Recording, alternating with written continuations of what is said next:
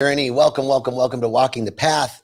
I'm so excited to be here. I'm so excited to have you guys and to have this opportunity today to be with you. So I'm excited to be here at Rythmia. And there's so much going on at Rythmia every week. It's just amazing. So I'm going to actually stop this really quickly. Actually, I'm going to keep going. I'm going to keep going. I want to welcome you guys, and I want to tell you what's going on at Rythmia this week. What's going on at Rythmia this week? Spaceships, aliens, transformation, healing, the whole gamut of experience. We have an amazing group this week, and if you haven't been here, you got to know what happens here is a miracle. And what that miracle is a coming back to a state of wholeness. Hey, Dorota, good evening over on your side of the world. Good to see you. So what happens here is a merging, right? Coming back to a state of wholeness. We split from ourselves at some point in our childhood. We usually split out of protection. Something happens, and it could be something benign. It doesn't have to be something that we would consider traumatic, right? Because trauma isn't what happened. Trauma, Christopher Chamberlain. Wow, thanks, brother. Hola from Chile, Cristobal. Bienvenidos. Buenas tardes. Tornado Joe, what's up? You're having a shitty day. Okay, right, here we go. So let's just say Tornado Joe, he's saying, I'm having a really shitty day. And I'm glad we're all going to make it better, brother. We're all going to make it better. Thanks for being here. Super glad that you're here. Okay, so I'm back to this idea of what happens, right? I'm a little kid. And I was saying trauma isn't what happened. Trauma is the story that we tell ourselves about what happened. The trauma is the story that we tell ourselves about what happened.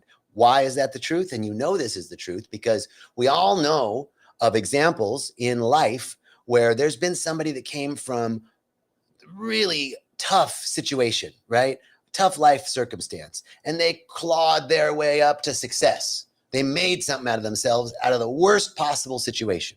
And we know people that have had every benefit, every advantage in life, and have ended up a complete screw up, right? So it doesn't matter what the circumstance is, it's what we tell ourselves about the circumstance. So trauma then isn't what happened. It's the story that we tell ourselves about what happened.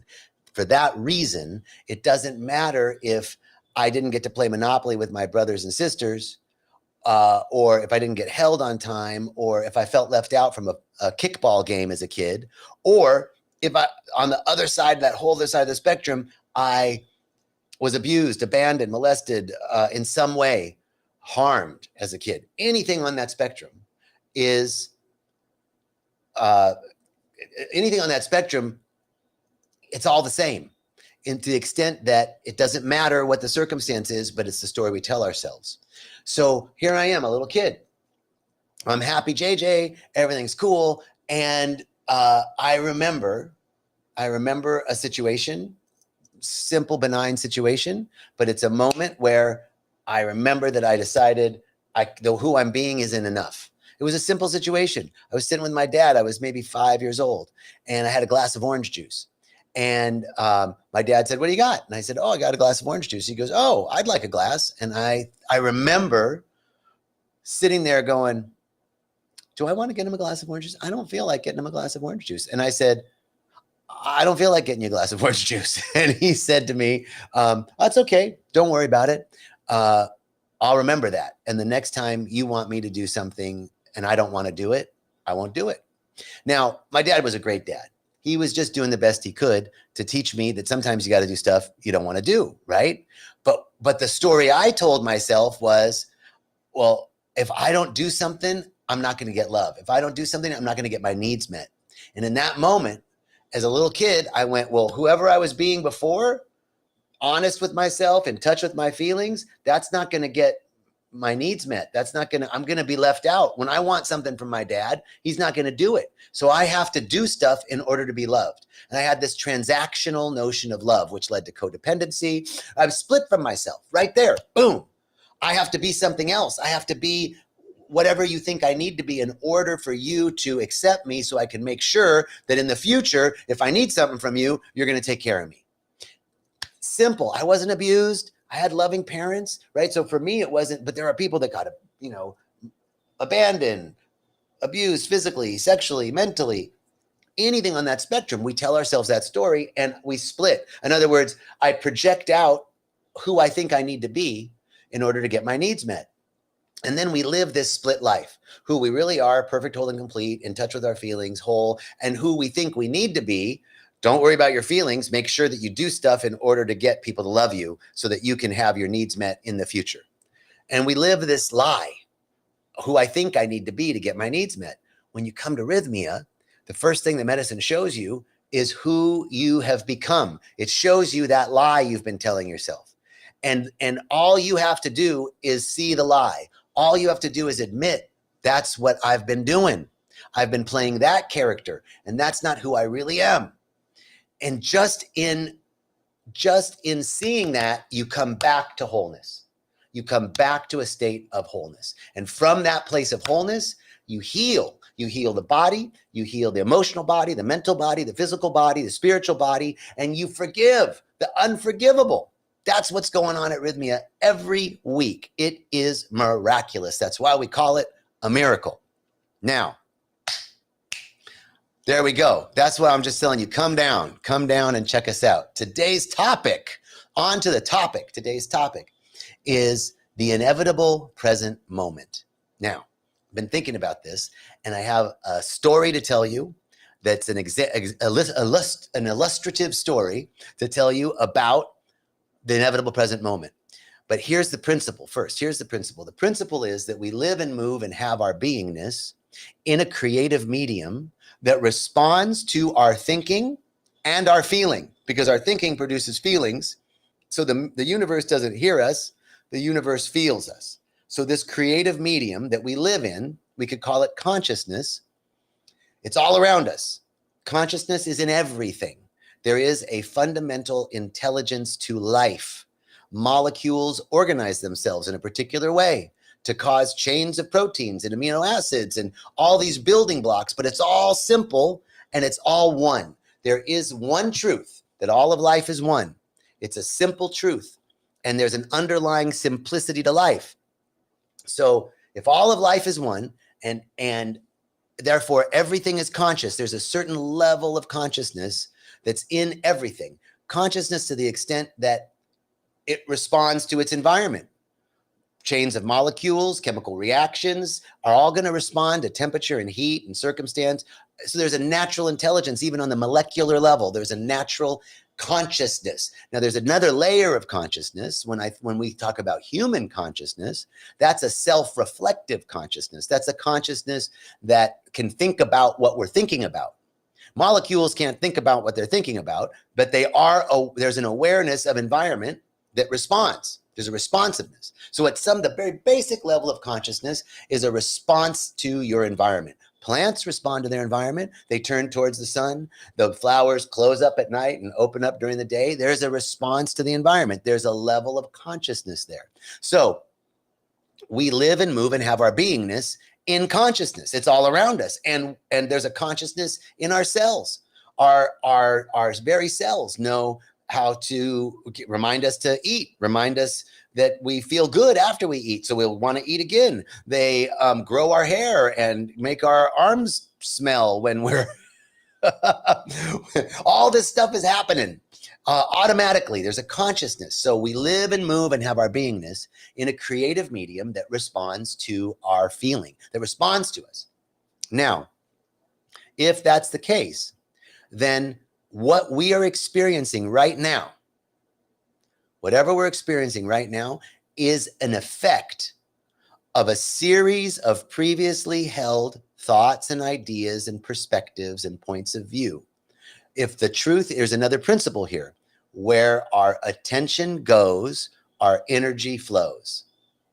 Where our attention goes, our energy flows. Simple truth. We all I think we can agree with that.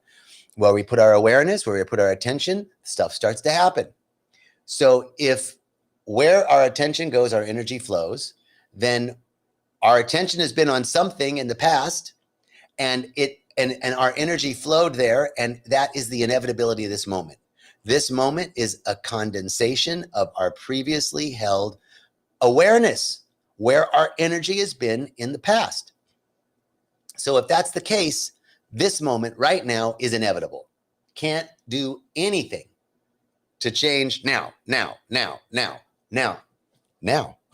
All right. So if that's so, from that place, then right now, all we can do is accept. That's all we can do in the present moment, is accept what's so. This is the only way to short circuit the habitual thought patterns that have placed our awareness on something that we don't want.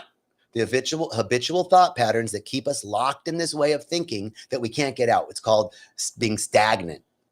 And we get into that stagnation when we get stuck in a way of thinking and keep putting our energy in something, and it keeps happening over and over again. So then right now, all we can do is be in complete acceptance of the present moment without judgment and opinion. Now, there's another principle here, that each moment, the now moment is all we have. There's no other moment. And each moment is full of infinite potential and infinite possibility. There's a quantum physics, Schrodinger's cat, right? That there's a cat in the box. Essentially, there's a cat in the box, and we don't know if the cat's dead or alive. And the cat could be either dead or alive until we open the box. We don't know. So there's infinite possibilities. There's more than one possibility in that example. Until we place our awareness on something, we then confirm that next moment of the present moment, our current reality. So if infinite possibilities exist in every present moment, and waiting for us to place our awareness on it, then the only thing that we can do now, because this moment's inevitable from our past perceptions. Well, then if this moment is a condensation of our past perceptions, the only way to course correct for the future is to be aware in the present and to begin doing our work of placing our energy now so that we can experience a different effect in the future. So how does that work? Joe's having a bad day. He's having a shitty day today. And I feel you, and we all feel that. So Joe, brother, I'm not telling you, just put a smile on your face. Gray skies are going to clear up. Put on a happy face, right? Everybody's living that and be like, fuck you. I'm having a shitty day. The best thing to do is accept right where you're at. You know what? How am I feeling? I'm feeling like I'm having a shitty day. Okay. There's a difference between just being in the shitty day and putting your awareness, your observation. I am having a tough day. That's an okay thing. I'm feeling challenged today. Like, at least you're in this acceptance of what's so. Because anytime you want something to be different, anytime I want a better present moment, a better body, to be more spiritual, to be thinner, to be smarter, to be richer, to be happier, to have a better husband, a better wife, a better boyfriend, a better girlfriend, a better job. Anytime I want something better, something more, what I'm fundamentally saying is right now isn't enough. And if our experience if our current experience is a condensation of our past perceptions, then if I am reinforcing by saying that I want something better right now isn't enough, all I'm going to get in the future is more. This moment isn't enough, because that's the energy, that's the attention that I'm placing. So I'm going to get more of that. So how do we course correct in the moment, in the middle of having a shitty day? Brother Jeff, good to see you. How do we course correct in the middle of the moment? The first is complete acceptance. First, I just have to accept where I'm at. I just have to be okay without judgment, because when I judge something, I'm limiting my awareness. And when I judge something, I'm not allowing myself to stay open to the potential of being surprised in the present moment. Because there are multiple pathways and opportunities in each moment. But when I start to judge it, it narrows the perspective. It narrows, I can only see that much, right? So this is where we begin to do our alchemical work. Brother Joe, in this moment, right? Right now, you're not having a great day. Okay, it's all right. Can you be okay with that? Can you be all right? Can you accept, like, all right, this is shitty day Joe? Like, that's it. Our awareness is the key. Buddha is not someone who's, smarter than you and I will ever be and lived about 2,500 years ago. No, the Buddha is not the guy's name. Buddha means awareness, means consciousness, awareness. So this is a teaching from Pema Chodron. She talks about this in a book called Start Where You Are, in a chapter entitled Give Up All Hope of Fruition. That's the title of the chapter. Give up all hope of fruition. And she's saying this, that if I'm hoping for something better, then I'm inevitably condemning the present moment, and I'm locking in the same thought pattern that got me here in the first place. So the first role is to accept, can I bring my awareness? So she says that what she does is she just puts a Buddha on it. So if she's having a shitty day, that's shitty day Buddha. If she's angry, that's angry Buddha. If she's sad, that's sad Buddha. If she tripped and fell, that's Buddha that fell on her face. If she ate too much at lunch and has heartburn, that's Buddha with indigestion.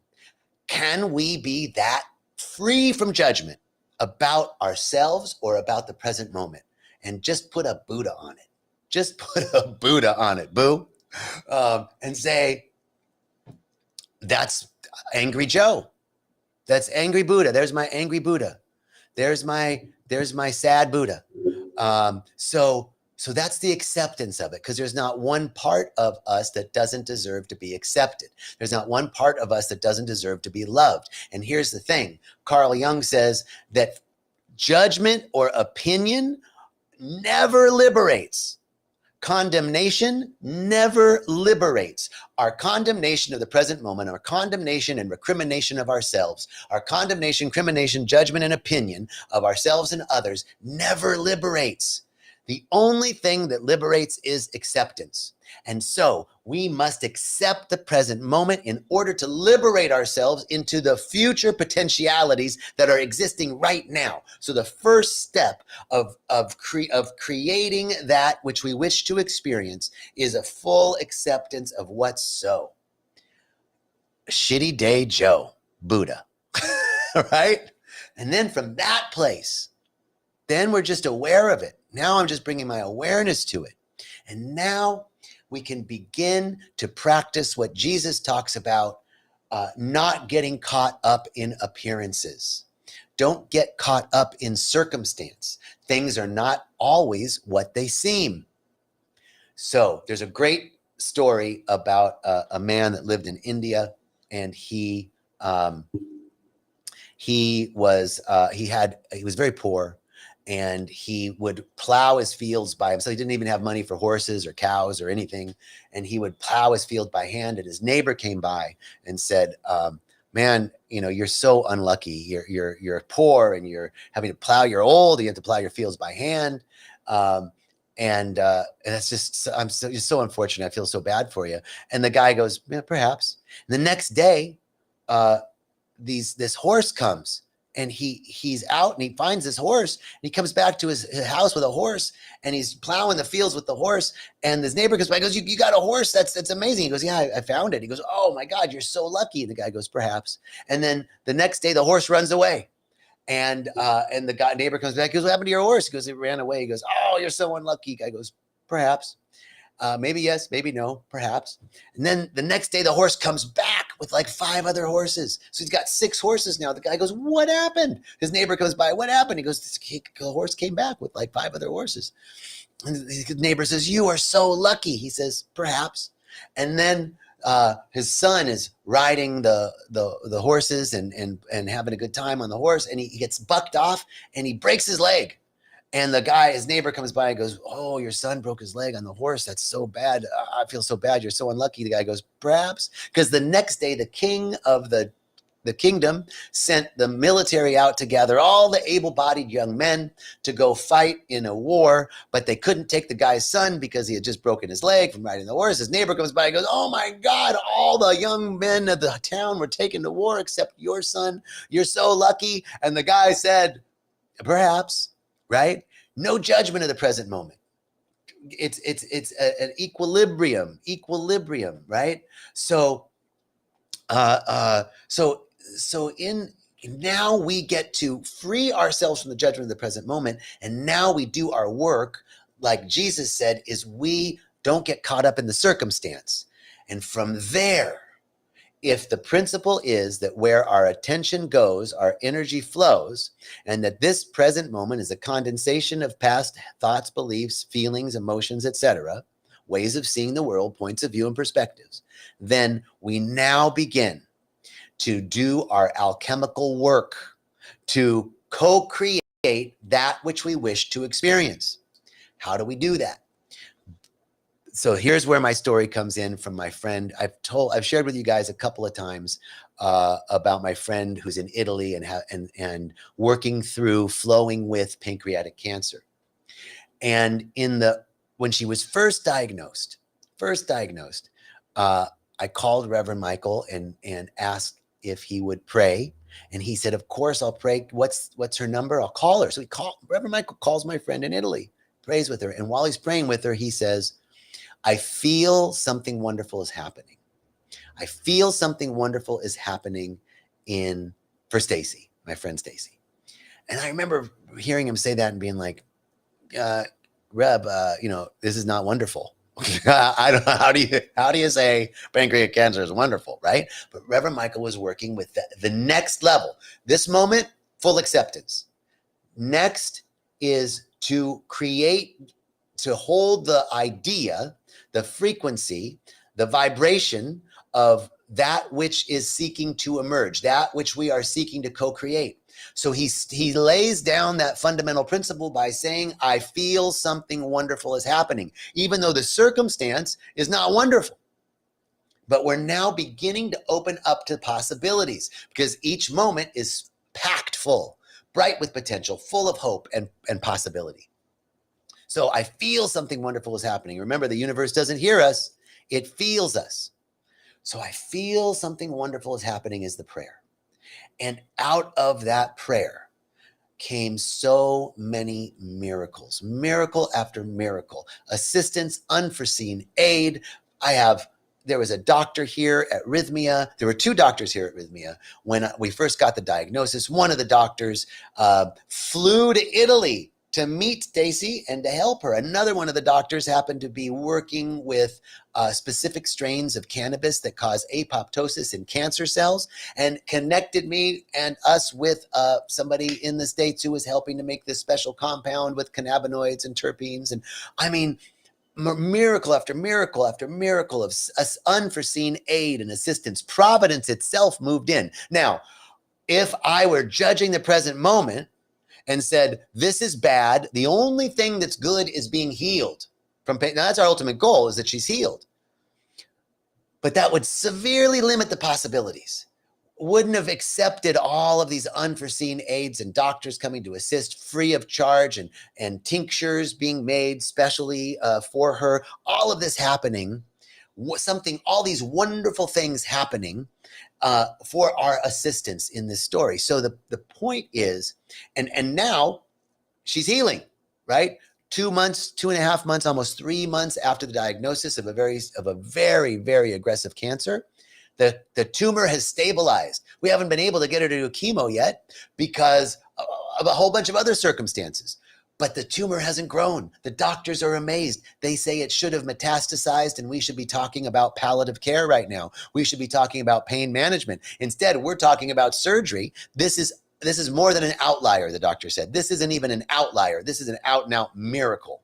Miracle. Something wonderful is happening. So the point is that when we get to that moment, now the inevitable moment, can't do anything about it. All we can do is accept it, so that we can see the possibility without judgment. We open up and now we co-create through our feeling that something wonderful is happening. I feel this is going to be very good. I feel that something is emerging better than I could have imagined. This is how we begin to hold the frequency of that which is seeking to emerge. We have to midwife it. We have to husband it. It needs to be, we need to be in league with it. We need to place our energy and an awareness on it so that the next experience that we have is a condensation of these higher level points of view, feelings, emotions, and thoughts and beliefs. This is how we perform our magic. This is how we become magicians in our lives. This is how our word becomes our wand, right?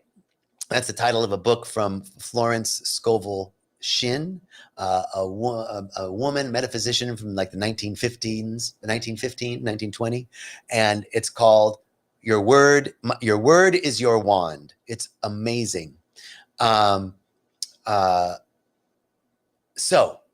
So now we're accepting the present moment. We're not getting caught up with circumstance, and we are holding the idea of something that's seeking to emerge. There's something great seeking to emerge for Stacy, and I'm not being too specific about what it is. Health and wholeness, vitality, love, joy, peace, tranquility, right? These are the qualities. How those qualities are going to show up, it's not my business. The how of it is not my business.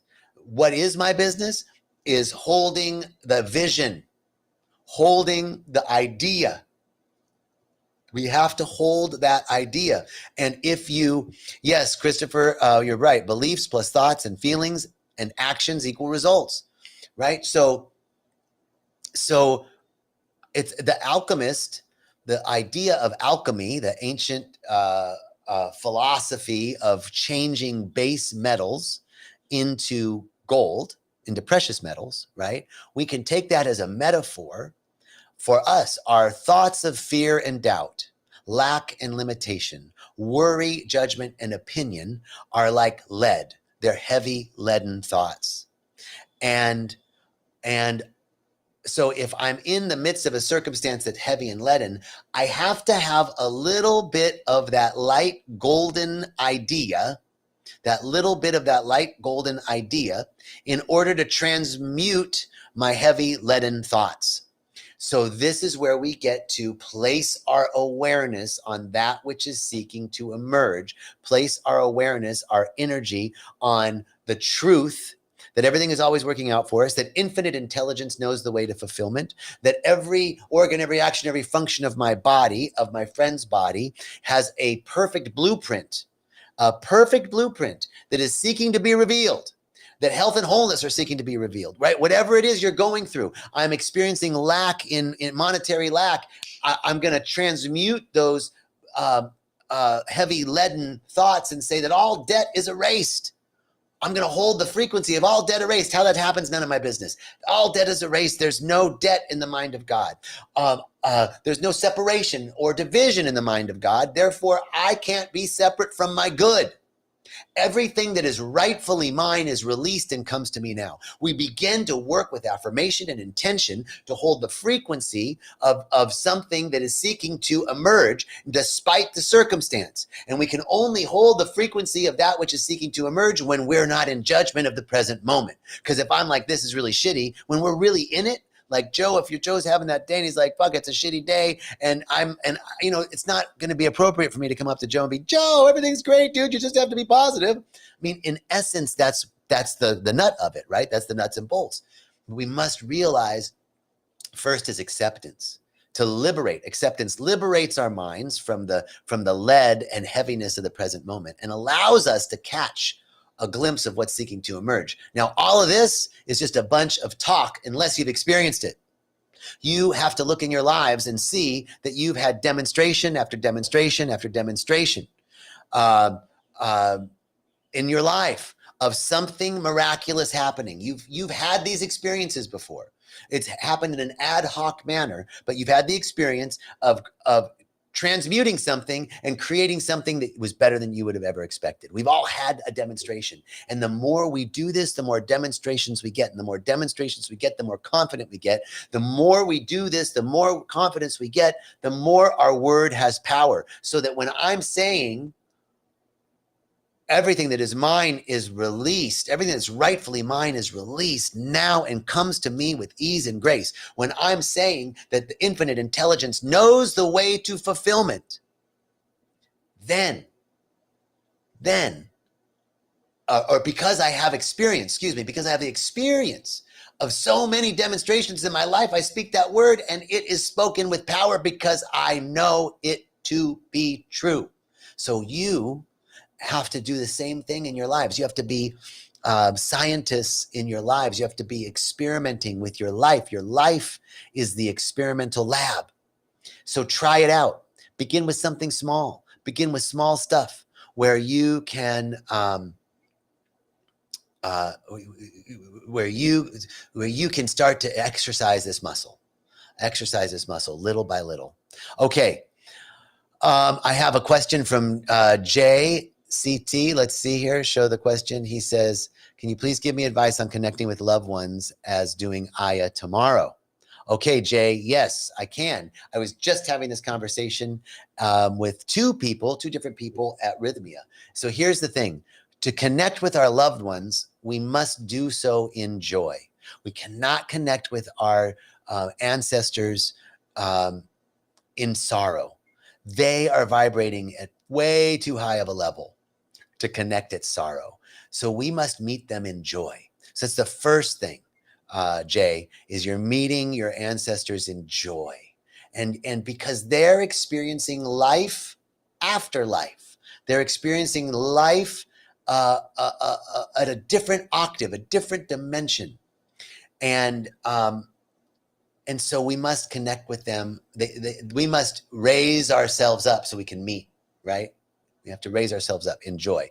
The next thing is to ask and to be open to meeting them in a different way. When I asked to see my father, and this is the conversation we were having at Rythmia at lunch just before doing this Facebook Live, is my dad had passed away, and it'll be 2 years in May. And when he passed away, it was COVID, and I did a ceremony. And I asked to speak with him, and I heard him. I never saw him. I heard him. I was like, is this dad or is this my voice? You know, I was like, Dad, is mom there? And he's like, I thought you wanted to see me. I was like, oh, that's my dad. I go, yeah, I did want to see you. I was just wondering, you know, if mom was there to greet you. And he goes, yeah, she was there, but she's busy. I go, oh, okay. And what he said to me is, he said, you can rely on me for anything, son. You can rely on me for anything. And this is a message for all of us who have had deceased loved ones. You can rely on me for anything, and I can do more for you now than I ever could have on earth. And I shared this at the lunch table today. And the lady sitting next to me said, I just spoke with my deceased mom last night, and she said the exact same thing. Like the exact words, I can do more for you now than I ever could on earth. So Jay, know that you are always connected with your loved ones. And as you raise your octave, you can connect with them in joy and be open to receiving them in unexpected ways. We don't know how they're going to show up, but they'll show up for you. All right. Let's see if there's any other comments. Just sending you all so much love. It was really beautiful to be with you today. I'll see you next week at the same time here at Rythmia. Much love, peace, and richest blessings. Thank you.